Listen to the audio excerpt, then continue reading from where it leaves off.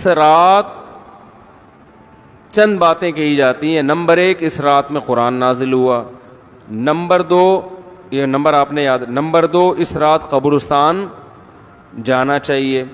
Number 3 اس رات تقدیر کے فیصلے بولو ہوتے ہیں, پورے سال کا لکھا جاتا ہے. نمبر 4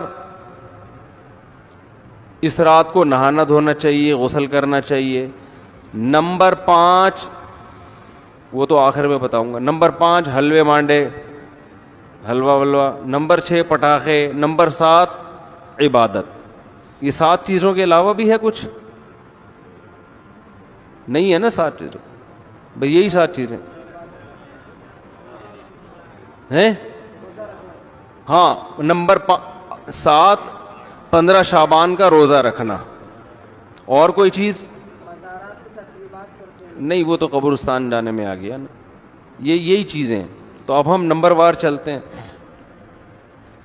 پہلی بات تو یہ کہ اس رات قرآن نازل ہوا. یہ بھی کسی دلیل مضبوط دلیل سے ثابت نہیں ہے. صاف طور پہ قرآن میں ہے انا انزلناہ فی لیلۃ القدر, ہم نے قرآن کو لیلۃ القدر میں نازل کیا. اور دوسری طرف قرآن میں آتا ہے شہر رمضان الذی انزل فیہ القرآن, رمضان وہ مہینہ ہے جس میں قرآن نازل ہوتا ہے. اور ہمیں حدیث سے بھی پتہ چلتا ہے کہ لیلۃ القدر کہاں ہوتی ہے؟ رمضان. تو پتہ چلا یہ کہاں نازل ہوا ہے؟ رمضان میں. بعض علماء نے کہا کہ وہ جو قرآن کی آیت ہے کہ انا انزلناہ فی لیلۃ مبارکۃ, ہم نے اس کو برکت والی رات میں نازل کیا ہے, تو اس سے مراد 15 شعبان ہے. کسی صحیح حدیث میں ایسا کوئی تذکرہ نہیں ملتا. تو اس سے مراد بھی کیا ہے؟ لیلۃ القدر. کیونکہ یہ جو تعویل کی جاتی ہے نا کہ آسمان دنیا تک لیلۃ القدر میں آ گیا اور پھر شب برات میں نیچے آنا شروع ہوا, یہ جب کوئی اس کے مقابلے میں مضبوط دلیل ہی نہیں ہے تو ایسی تعویل کرنے کی ضرورت کیا ہے؟ آپ کو سمجھ رہے ہو نا؟ تو قرآن صاف کہہ رہا ہے. کیونکہ جہاں آتا ہے نا مبارک رات میں نازل کیا, اس میں آگے آتا ہے فیہا یفرق کل امر حکیم, اس میں بڑے بڑے فیصلے ہوتے ہیں. اور ادھر سورہ قدر میں آ رہا ہے کہ ہم نے لیلۃ القدر میں نازل کیا اور اس میں فیصلے ہوتے ہیں. تو پتہ چلا یہ ایک ہی رات میں نازل بھی ہوا, فیصلے بھی اسی میں, اور وہ دونوں لیلۃ القدر ہیں, وہ دونوں 15 شعبان نہیں ہیں. تو بہت مضبوط دلیل ہے یہ. تو کسی مضبوط دلیل سے نہیں پتہ چلتا کہ 15ویں شعبان میں قرآن نازل ہوا. دوسرا مسئلہ تقدیر کے فیصلے, تو وہ بھی اسی سے حل ہو گیا. قرآن کہہ رہا ہے جس رات میں قرآن نازل ہوا اسی میں جبریل آتے ہیں, من کل امر, تمام کی قسم کے فیصلے. اصل میں تو ازل سے فیصلے ہو چکے ہیں, وہ تو ہو چکے ہیں, لیکن فرشتوں کو کام سونپ دیا جاتا ہے نا کہ ایک سال میں کیا کرنا ہے. تو وہ ہو چکے ہیں.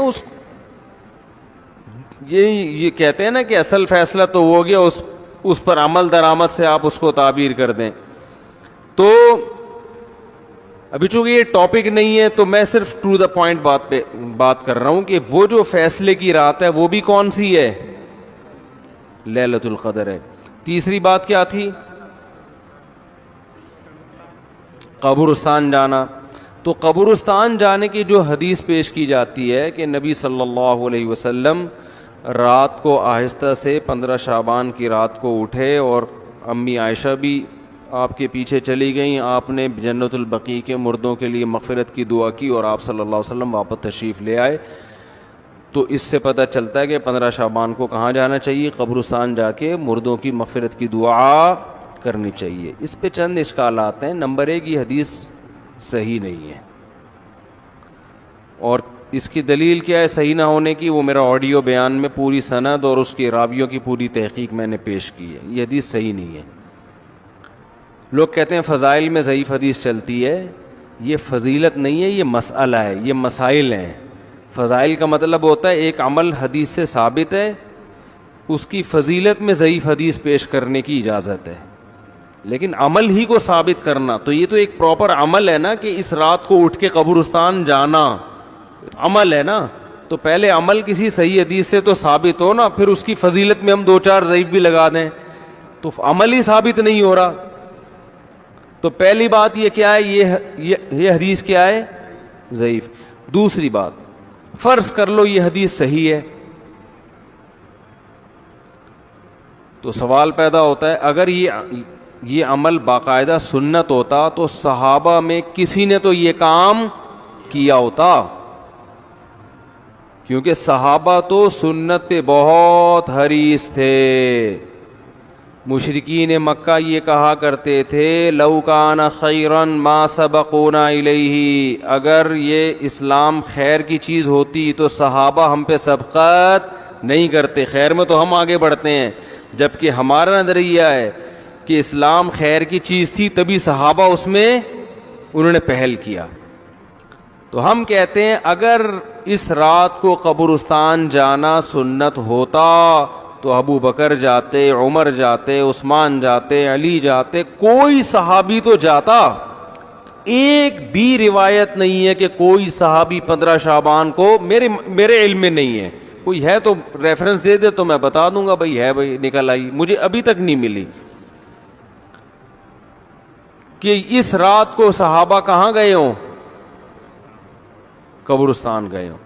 تو اگر اس حدیث کو فرض کر لیا جائے کہ یہ صحیح ہے تو پھر یہ نبی کی خصوصیت ہے, یہ پراپر سنت نہیں ہے. جیسے کہ حدیث میں آتا ہے آپ نے 2 قبروں پہ ہری شاخ گاڑ دی اور فرمایا کہ جب تک یہ شاخ ہری ہے ان کو عذاب میں تخفیف ہو جائے گی, لیکن کسی صحابی نے قبروں پہ شاخیں نہیں گاڑی. تو پتہ چلا یہ نبی کی خاصیت تھی کہ اللہ نے آپ کو رحمت للعالمین بنائے, تو اللہ نے آپ کی برکت سے آپ کو بذریعہ وہی بتا دیا کہ یہ شاخیں گاڑ دیں گے تو ان میں عذاب میں کمی ہو جائے گی, لیکن یہ سنت نہیں ہے. تبھی ہم نہیں دیکھتے کسی امام نے, کسی مجتہد نے فتویٰ دیا ہو کہ جا کے شاخیں گاڑو, صحابہ نے نہیں کیا.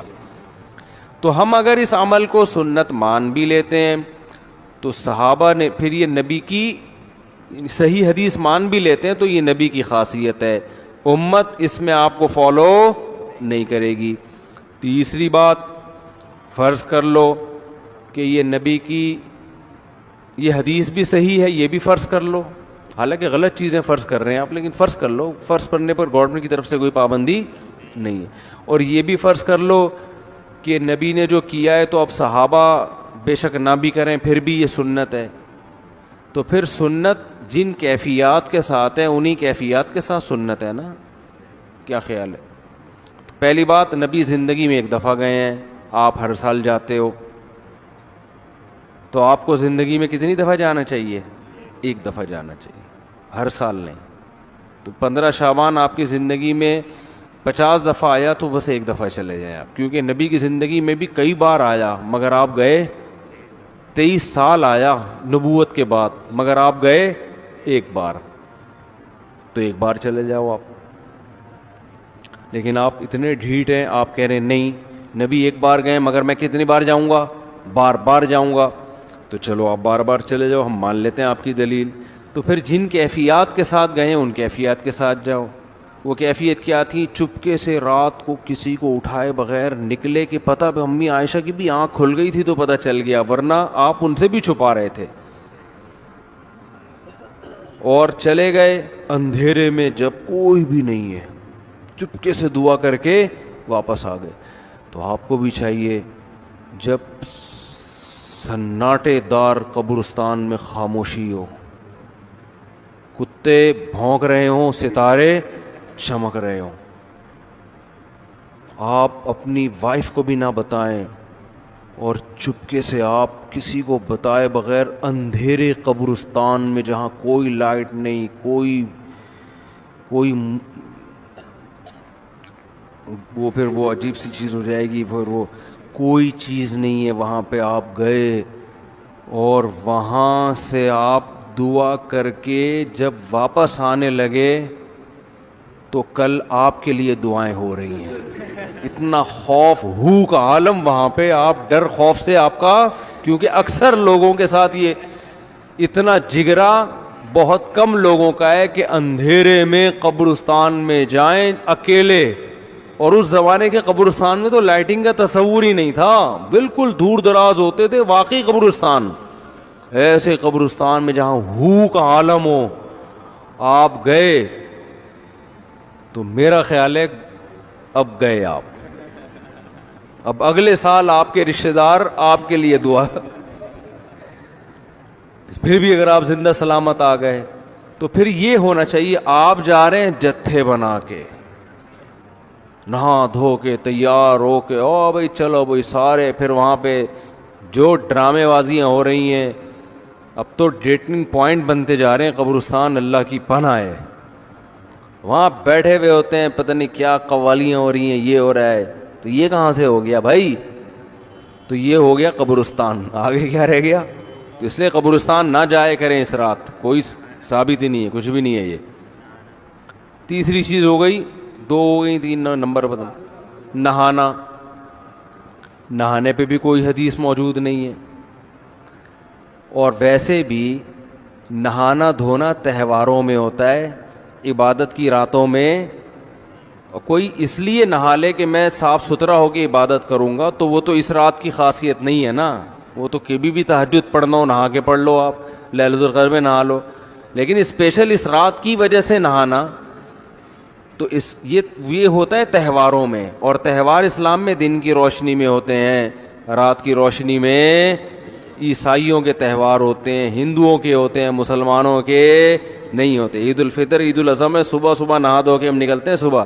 اسلام میں رات کو تہوار ہی نہیں ہے. کیوں نہیں ہے؟ رات کو توجہ گناہوں کی طرف جاتی ہے, شراب کباب کی طرف جاتی ہے, اس لیے اسلام اور تہواروں کو سیلیبریٹ کیا جاتا ہے نا, تہواروں کو میں خوشی منائی جاتی ہے. تو اسلام نے خوشی منانے کے لیے دن کا ٹائم دے دیا, اس میں پھر شراب کباب کی طرف توجہ نہیں جاتی, اور بتیاں جلا ہی نہیں سکتے آپ اس میں, ٹھیک ہے نا. دن میں آپ بتی جلاؤ گے نظر ہی نہیں آئے گی نا. تو تہوار دن میں رکھے ہیں, رات میں رکھے ہی نہیں اسلام نے, تو بتی کا خرچہ بھی بچے گا آپ کا, ٹھیک ہے نا. تبھی ہم کہتے ہیں جو 12 ربیع الاول رات کو بتیاں لگائی جا رہی ہیں, اور اس کو عید بھی کہا جا رہا ہے, تو عید رات کو نہیں ہوتی, عید کب ہوتی ہے؟ دن میں ہوتی, اور دن میں بتی نظر ہی نہیں آئے گی. تبھی عید الفطر, عید الاضحیٰ میں بتیاں جلاتے ہی نہیں ہیں لوگ. تو اس لیے اسلام میں یہ والا سیٹ اپ ہی ایسا رکھ دیا کہ بتی کا پہلے ہی لوڈ شیڈنگ سے مر رہے ہیں, ٹھیک ہے نا. ایسا سیٹ اپ بنا دیا اسلام نے. شراب کباب کی طرف توجہ نہیں جاتی. اسلام انسان تمیز سے نہا دھو کے مسجد میں نماز پڑھے گا, آئے گا, جلیبیاں کھائے گا, چلو بھائی بس یہ ہو جاتا ہے. تو تہوار دن میں ہوتے ہیں, رات میں نہیں ہوتے, اس لیے اس رات میں نہانا دھونا بھی کہیں ثابت نہیں ہے. اور حلوے مانڈے بھی خوشی کی رات کہا جاتا ہے. تو خوشی کی رات, ایک تو حلوہ ثابت نہیں ہے, دوسرا یہ خوشی کی رات ہے نہیں. اگر اس کو بہت زیادہ فرض کیا جائے گا تو عبادت کی رات کہا جائے گا. وہ حلوہ کھا کے ویسے بھی عبادت نہیں ہو سکتی. حلوہ کھاؤ گے تو ٹون ہو جاؤ گے آپ, ٹھیک ہے نا. دماغ پہ میٹھا, جب بھی, میں تو میٹھا کھاتا ہی نہیں ہوں. میں جب بھی دعوت میں جاتا ہوں لوگ مجھے میٹھا پیش کرتے ہیں, میٹھا شربت پیش کرتے ہیں, کھائیں نا. میں کہتا ہوں, نہیں کہتے ہیں کیا شوگر ہے؟ میں کہتا ہوں الحمدللہ شوگر نہیں. پھر کیوں نہیں کھا رہے بھائی؟ میٹھا کھاؤں گا ٹون ہو جاؤں گا میں. کیا فائدہ اپنے آپ کو, جب جو باڈی کو ضرورت تھی وہ ہمیں مل گیا ہے. اب یہ کھائیں گے تو باڈی کو کوئی فائدہ بھی نہیں ہے, اور خام خواہ کی ذہن کی فریشنس کی ایسی کی تیسی. ایک شربت کا گلاس آپ پی لو, آپ کو تھوڑی دیر میں سستی محسوس ہوتی ہے. تو 2 سیکنڈ کے 5 سیکنڈ کی لذت کے لیے میں 3 گھنٹے کی ٹینشن کیوں اٹھاؤں؟ ابھی میں ہنستا بولتا, دماغ میرا فریش ہے نا, آپ کے سامنے بیٹھا ہوا ہوں, فٹ فاٹ دماغ الحمدللہ چل رہا ہے. اور میں شربت پی کے آتا نا تو تھوڑا سا ہوتا, تو وہ 2 منٹ کی لذت تھی, اور پھر یا تو سونا ہونا آدمی نے, کھائے سو جائے تو پھر تو ٹھیک ہے, لیکن وہ الگ اس کا نقصان ہے کھاتے ہی سو جانے کا. تو یہ عبادت کی رات بھی ہے اور حلوے مانڈے بھی, تو یہ کھوپڑی میں آنے والی بات نہیں ہے, عقل کے بھی خلاف ہے. اور تہوار وہ دن میں ہوتے ہیں, رات میں نہیں ہوتے, اس کے بھی خلاف ہے کہ حلوے تو تہوار ہو گیا نا آپ نے. اور کیا رہ گیا؟ یہ شب برات کے فضائل پر بیان ہو رہے ہیں. ایک صاحب نے مجھے کہا فضائل پر بیان کرے, میں نے کیا, کہتے ہیں یہ کیا ہو رہا ہے, یہ فضائل ہو رہے ہیں, کیا ہو رہا ہے بھائی؟ تو میں نے کہا جتنی فضیلت ہے بس اتنی ہی رکھیں گے ہم. آگے چلو. روزہ بھی کسی صحیح حدیث سے ثابت بولو بھائی نہیں. اور عمل کو ثابت کرنے کے لیے حدیث کا صحیح ہونا ضروری ہے. لوگ کہتے ہیں فضائل میں ضعیف حدیث چلتی ہے. پہلے یہ فضیلت نہیں، یہ مسائل ہو رہے ہیں. مسئلہ ہے کہ 15 شعبان کا روزہ سنت ہے یا نہیں ہے. جب ہوگا تو پھر آگے اس کے فضائل کے چار چاند لگانے کے لیے آپ، جیسے نماز ایک ثابت شدہ چیز ہے، اس کی فضیلت میں اگر کوئی ضعیف حدیث آئی ہے تو کوئی بات نہیں، فضیلت تو پہلے سے ثابت ہے نا. تو ضعیف حدیث بالکل من گھڑت تو نہیں ہوتی، امکان ہوتا ہے کہ شاید نبی نے فرمایا ہو تو وہ آپ بیان کر دو. تو اب کیا مسئلہ ہے؟ تو 15 شعبان بھی ثابت نہیں ہے کا روزہ ثابت نہیں ہے. کوئی ایام 20 کے روزے پہلے سے رکھتا آ رہا ہے تو 13 14 15 کا وہ اس نیت سے رکھ لے، لیکن اس نیت سے نہیں کہ 15 کی شعبان کی الگ سے کوئی فضیلت ہے. سمجھتے ہو کہ نہیں سمجھتے ہو؟ اور کیا رہ گیا؟ عبادت. تو عبادت کے بارے میں احادیث جتنی بھی ہیں، میں نے آڈیو بیان میں سب کی سندیں پڑھ کر محدثین کا پورا ایک ایک راوی پر بحث کی ہے، وہ آپ سن سکتے ہیں. کوئی ایک حدیث بھی اس بارے میں صحیح موجود بولو نہیں ہے. کوئی ایک بھی ایسی نہیں ہے جس پر اعتماد کیا جا سکے. البتہ یہ ضرور ہے کہ محدثین کا، فقہا کا عام اصول یہ ہے کہ جب کسی مسئلے کے ثبوت کے لیے حدیث ضعیف ہو لیکن کثرت سے ہوں، تو ایک الگ سے حدیث سے تو مسئلہ ثابت نہیں ہوتا، لیکن ان کی کثرت کی وجہ سے ان حدیثوں میں جان پیدا ہو جاتی ہے. سمجھ میں آ رہی ہے بات؟ تو ایسی حدیث کو حسن کہا جاتا ہے. حسن لغیری ہے کہ بھئی وہ ساری سندیں ضعیف ہیں لیکن مل کے مجموعے سے کیا ہو گیا، تو اس میں ایک حسن پیدا ہو گیا. تو اب الگ الگ اس کے کیا فضیلت ہے کہ جو اس رات میں عبادت کرے گا اس کو کیا ملے گا. تو وہ کوئی بھی حدیث جب میں بیان کروں گا نا یہ ملے گا تو وہ حدیث بہت ضعیف ہوگی. لیکن ان کے مجموعے سے جمہور علماء کی رائے یہ ہے کہ اس رات میں عبادت کی فضیلت ہے. کیا ہے یہ تو ہر حدیث میں کی سند پہ بحث ہے نا. اس میں تو ممکن ہے کوئی کہ یہ فضیلت ہے تو دوسرا اعتراض کرے یہ والی فضیلت تو صحیح حدیث سے ثابت نہیں ہے، تو وہ کہ دوسری فضیلت ہے، وہ کہ یہ بھی ثابت، لیکن اس سے ایک نفس فضیلت ہے. تو جو علماء اس اصول کو فالو کرتے ہیں کہ ضعیف حدیثوں کی کثرت سے حدیثیں درجہ حسن تک پہنچ جاتی ہیں، تو وہ جمہور علماء ہیں، ان میں بڑے بڑے محققین بھی ہیں.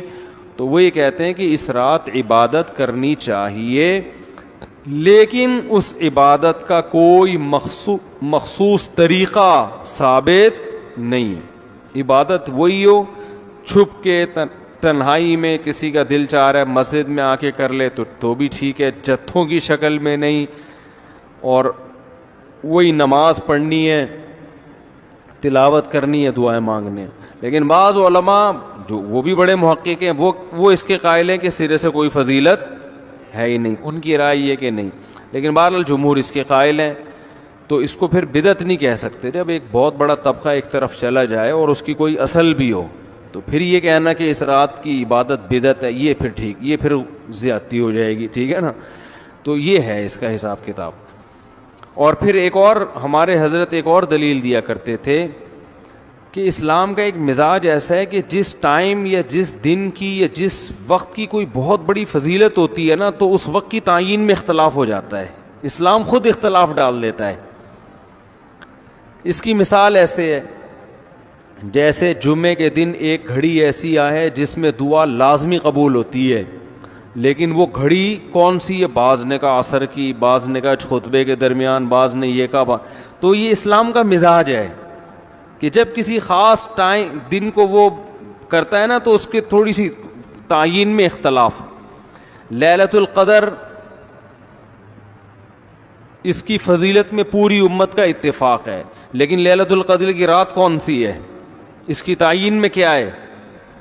احتمال ڈال دیا اسلام نے. اور یہ اسلام کی ایک حکمت ہے. حکمت یہ ہے کہ بھائی اگر وہ رات متعین پتہ چل جائے نا, پھر اس رات میں کسی نے گناہ کیا تو اس کی بھی خیر نہیں. ابھی تو ہے کہ اللہ مجھے کیا پتا تھا آج لیلۃ القدر ہے, تھوڑا سا بچنے کا چانس ہے.